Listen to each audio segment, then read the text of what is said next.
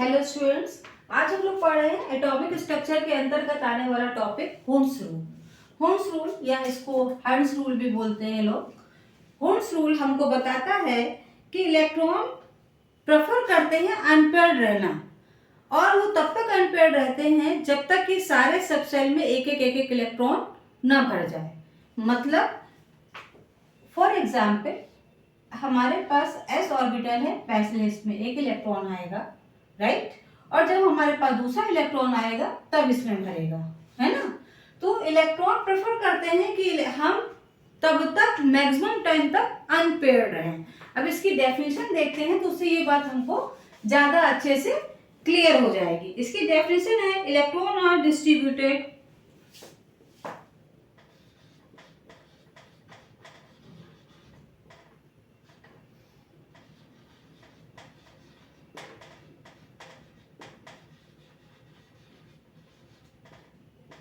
electrons are distributed among the orbitals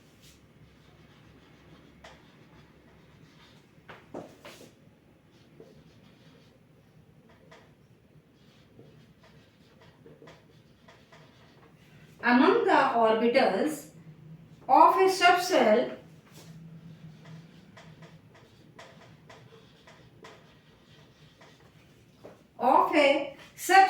in such a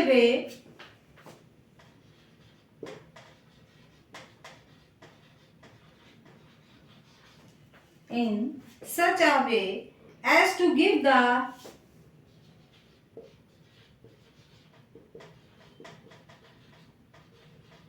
maximum number of unpaired electrons. Maximum number of unpaired electrons, right, and have the same direction of spin, and have the same direction off spin.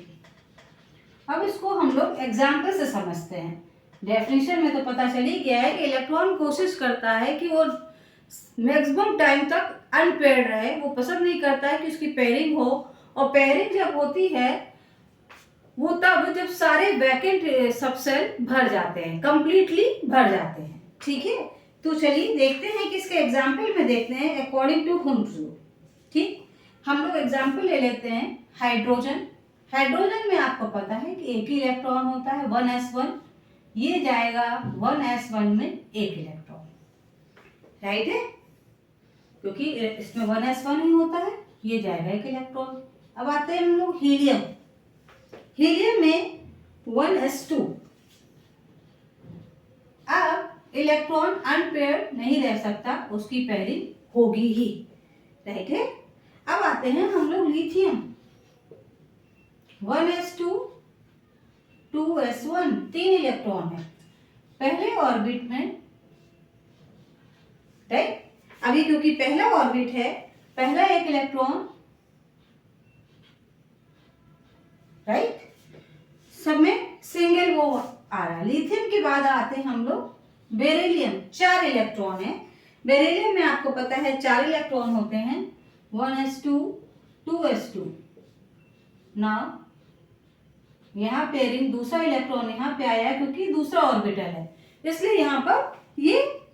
अब हम लोग आते हैं, अब हम लोग को समझ में आएगा, हम लोग ले लेते हैं बोरॉन। बोरॉन में 5 इलेक्ट्रॉन है, मतलब 1s2 सॉरी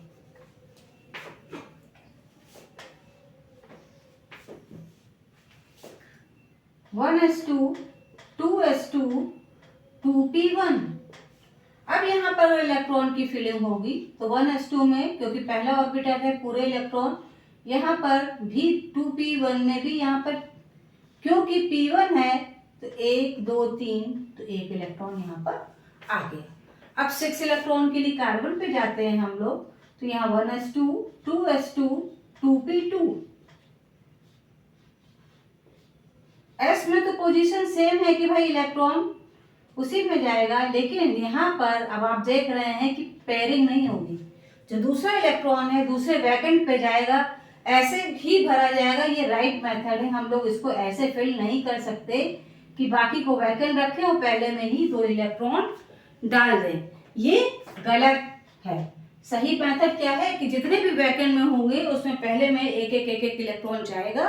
अगर हमारे पास यहाँ पर कार्बन के बाद आता है नाइट्रोजन, अगर यहाँ पर कार्बन के जगह हम यहाँ नाइट्रोजन लिख दें तो यहाँ 7 इलेक्ट्रॉन है 2p3, तो तीसरा इलेक्ट्रॉन यहाँ जाएगा। पेयरिंग तब होगी जब सारे वैकेंट इलेक्ट्रॉन भर जाएंगे, ऑर्बिटल भर जाएंगे, उसके बाद ही पेयरिंग शुरू होगी।